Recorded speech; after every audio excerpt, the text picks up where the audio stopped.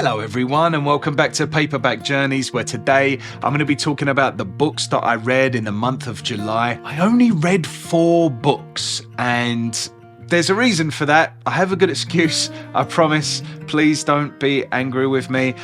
Today I'm going to be talking about the books that I read last month, which book was my favourite, which book was my least favourite, and did any of these books that I read last month make it onto the running top 10 list for the year of 2024. So yeah, only 4 books last month, and the reason for that is that for the first time in my life, I had a terrible sinus headache. Have you ever had one of those?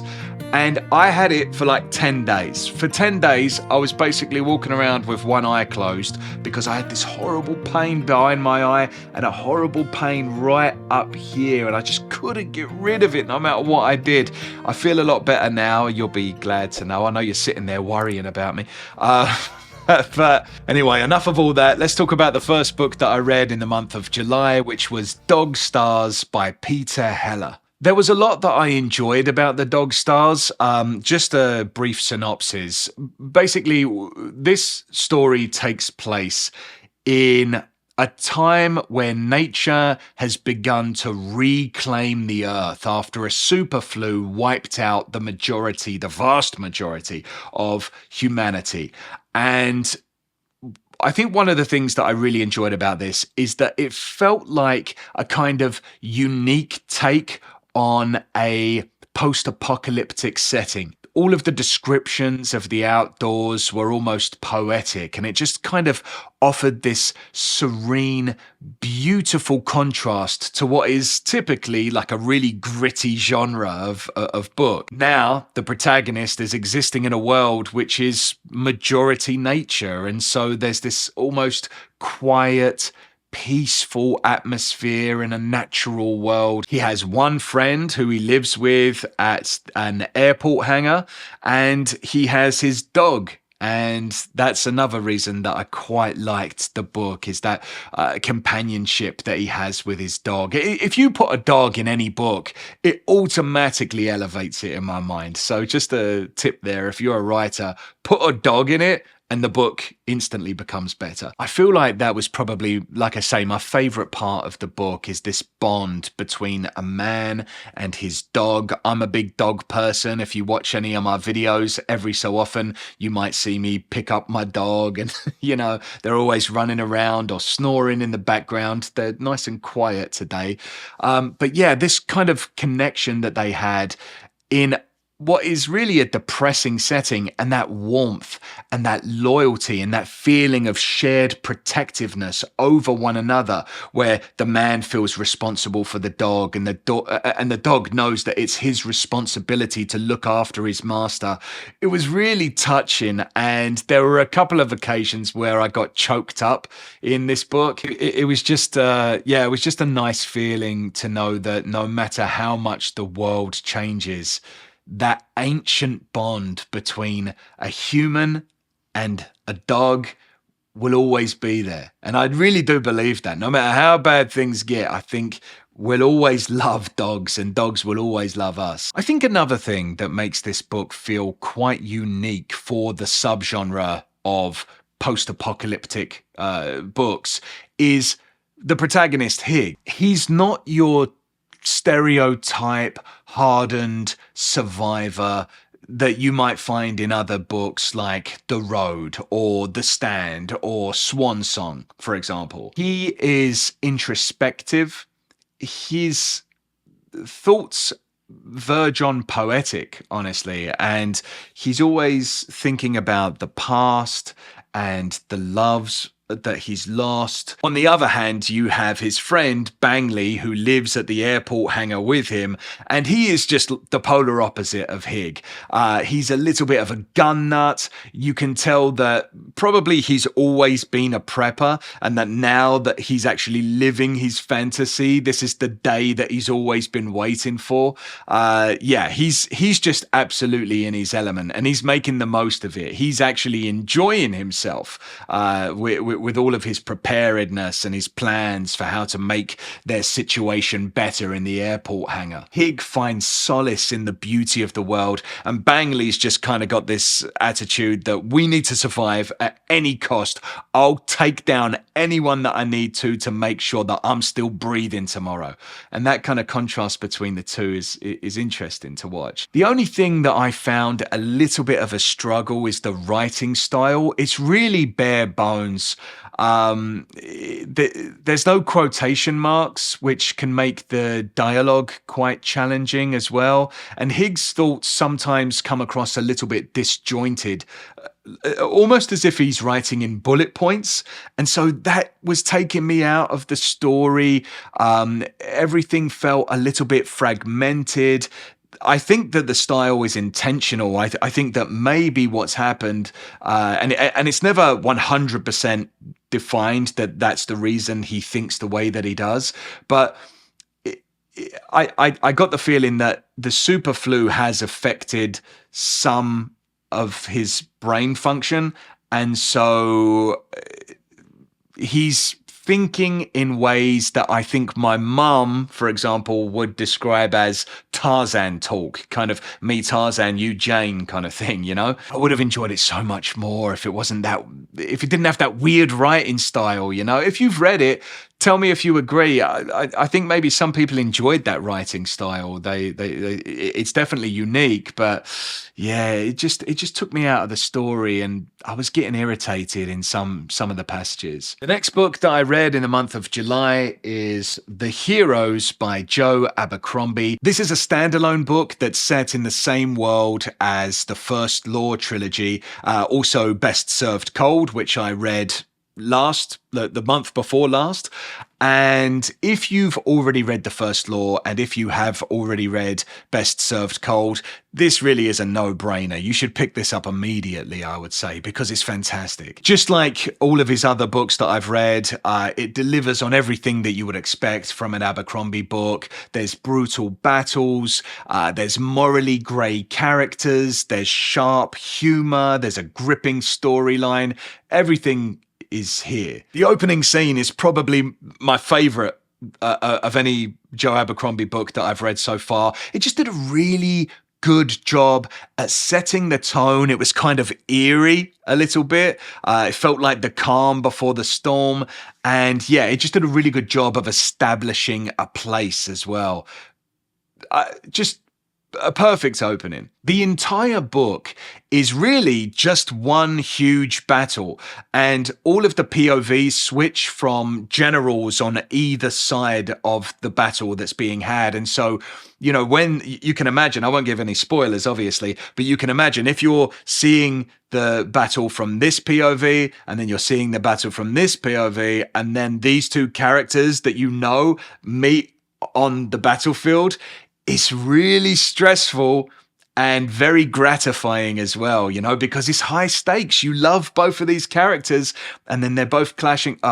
This book was great. I think one of the highlights for me was reconnecting with familiar faces from previous books. It's just really satisfying to get to know these characters, which in previous books were just side characters, you know? They were characters which felt a little bit like, I don't want to say scenery, but they certainly weren't main protagonists. Seeing those characters return now and actually take up a lot of pages, I think that it's going to make a reread of the original trilogy so good, because now I know these characters in such depth. Going back and just seeing everyone from this world interacting in the original trilogy, yeah, it's going to make it really a rewarding experience. So I'll definitely reread the series after I'm done. There's a lot of new characters that are introduced in this book as well, who are just as fascinating. There's one new character called Cracknut Wirren, who is a personal favorite of mine, and he's kind of unhinged yet lovable in a way.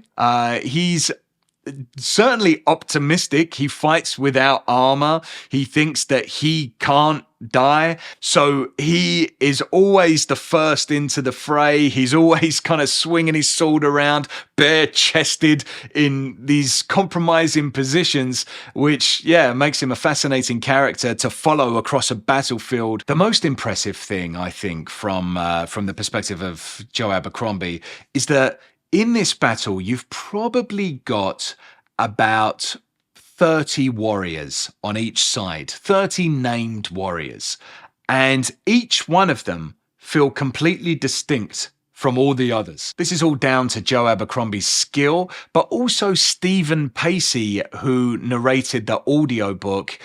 So I read about half of this in the physical copy, and then I listened to the other half. And Stephen Pacey just does an incredible job. I would highly recommend listening to the audiobooks. He is the narrator for all of Joe Abercrombie's books. As an audiobook narrator myself, I can tell you that it's no small feat to give each character who really could blend into one another, to be able to give each one of them a completely distinct voice and personality and presence. It's really impressive. So yeah, fantastic from both Joe Abercrombie and Stephen Pacey there. So the next book that I read in July was Recursion by Blake Crouch. I read Dark Matter a couple of months ago, also by Blake Crouch, and I really didn't care for it, to be honest. I was tempted to give up on Blake Crouch, but another booktuber called Vieira, she's someone that I've mentioned a couple of times on my channel, she said, listen, give Blake Crouch another chance. Give him one more chance. Read Recursion. It's better than Dark Matter. And she was correct. So recursion revolves around this symptom called false memory syndrome. And this is like this strange condition where people remember lives that they never lived. They remember being married to people that they've never met and having children that they never had, working in locations where they've never been. And what begins as this kind of mysterious phenomenon quickly escalates into this bigger and more dangerous situation, all centered around this technology that can manipulate people's memories. I think what really struck me about the book is how much heart it had. Blake Crouch kind of has this ability to weave emotional stories in with the science fiction.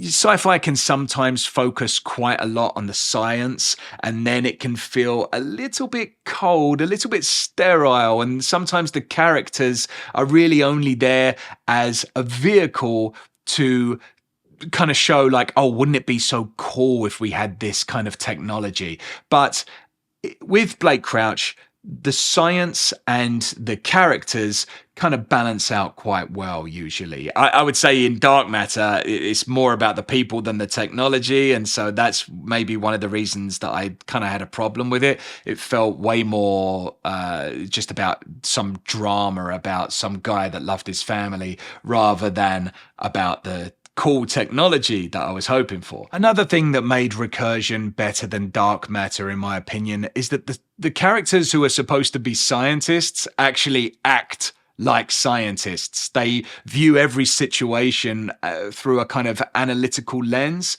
and they make decisions that actually make sense. So that's really important as well. I think the book is really cleverly structured as well. It's kind of separated into parts, and the sections are, again, I'm not going to give spoilers as always, right, in these things, but the sections are kind of the mystery, you know, what's causing this, and it's kind of like a noir detective story, and then we move into the discovery of the technology and the kind of awe of it, and then the use of the technology. How can we make this work in the world that we live in? And then the fallout of that use, you know, what could go wrong? It's very speculative fiction, but that structure and separating everything into parts, it made it feel as though the book was always gaining momentum and building up to something. And I thought it was great. The science in this book is sufficient without being overwhelming. If you liked the action scenes in Dark Matter, then this book also has massive action scenes, very cinematic, very exciting. There were some parts of the book where I was thinking to myself, wow, this would look fantastic in a movie trailer. They would definitely put this part in the movie trailer of this book. But unlike Dark Matter, in my opinion, everything felt as though it served a purpose, and all of the big action scenes felt relevant and essential to the plot. So yeah, thanks again, Vieira. Back on the Blake Crouch train. And I've also got Upgrade as well, which is also by Blake Crouch. Maybe I'll read that later on in the year and see how that compares. But yeah, this was a good one. The next book that I read in the month of July was You Like It Darker by Stephen King, which is a collection of short stories. And for this one, I don't have the physical book. I actually just listened to it all on an audiobook. So given the title, I was expecting this to be really dark. But actually, a lot of the stories, or a handful of the stories, were quite sweet and heartwarming in a way.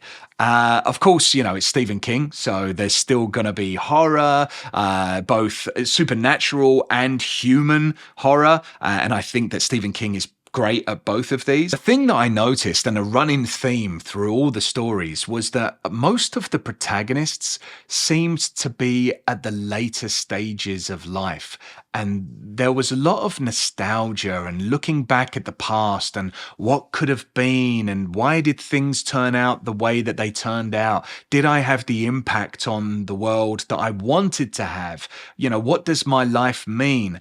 And I can't help but feel like at the age of, I think he's 76 now, Stephen King, that's something which is going to be really close to his heart. These kind of questions. Hopefully, he lives for a very long time yet, and we're able, we're lucky enough to get a lot more work from him, and he has a good, healthy life and everything.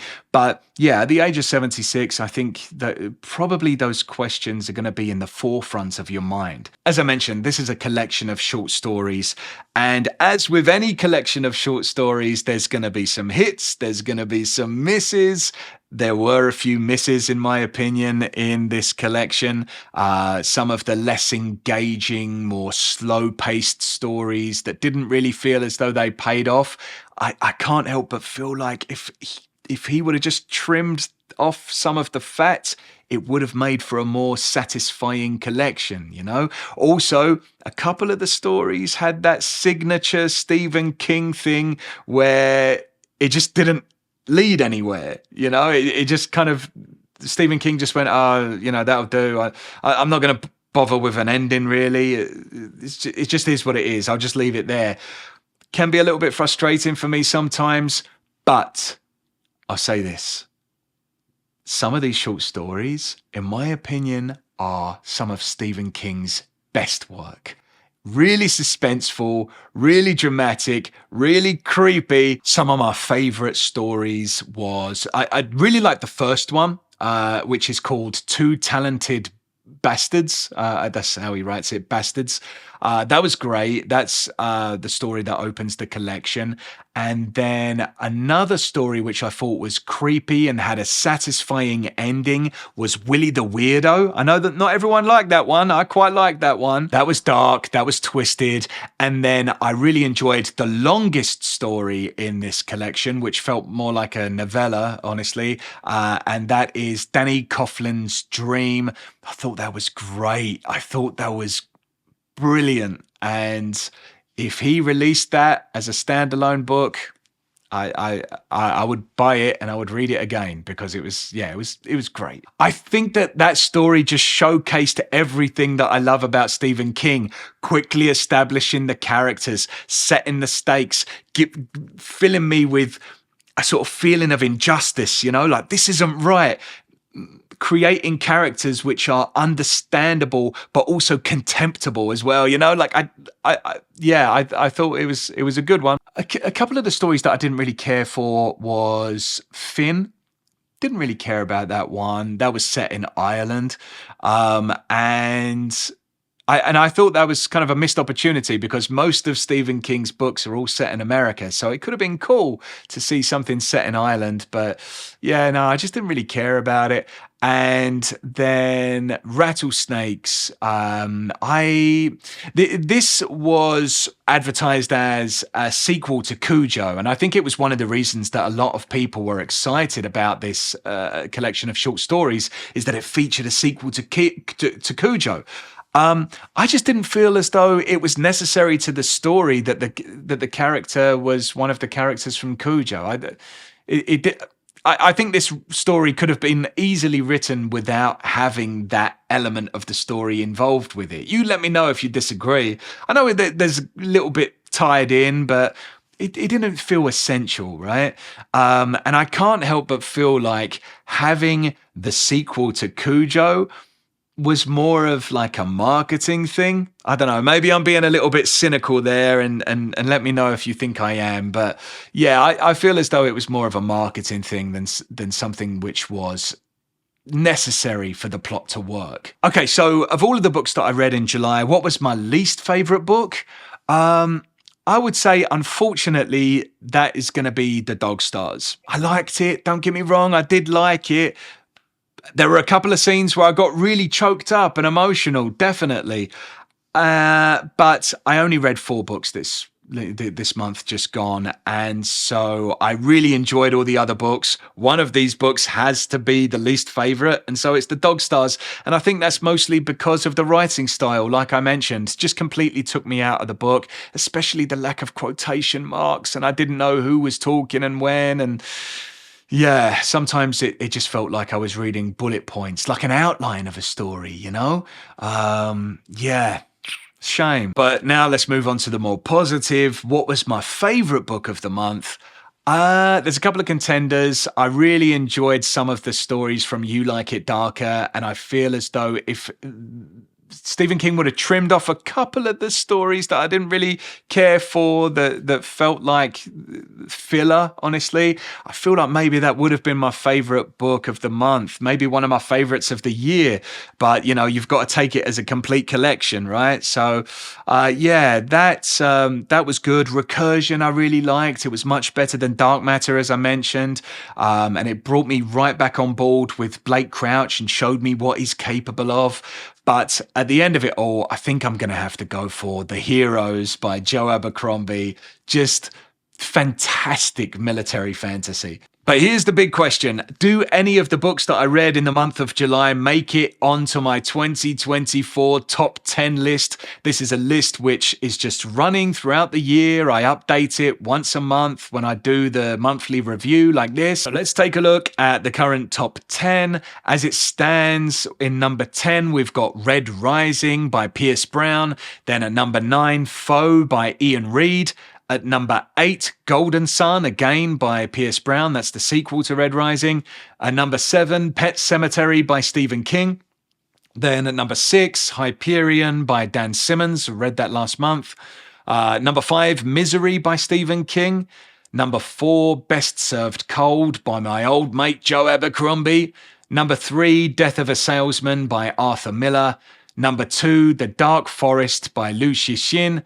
And then at number 1, the best book that I've read so far this year is Lonesome Dove by Larry McMurtry. So am I going to add any books to the top 10 list so far? Yes, I am. I'm going to add 2 books to the top 10 list that I read this month. So unfortunately, that does mean that we're going to be losing Red Rising by Pierce Brown and Foe by Ian Reid. Let's load up the book canon.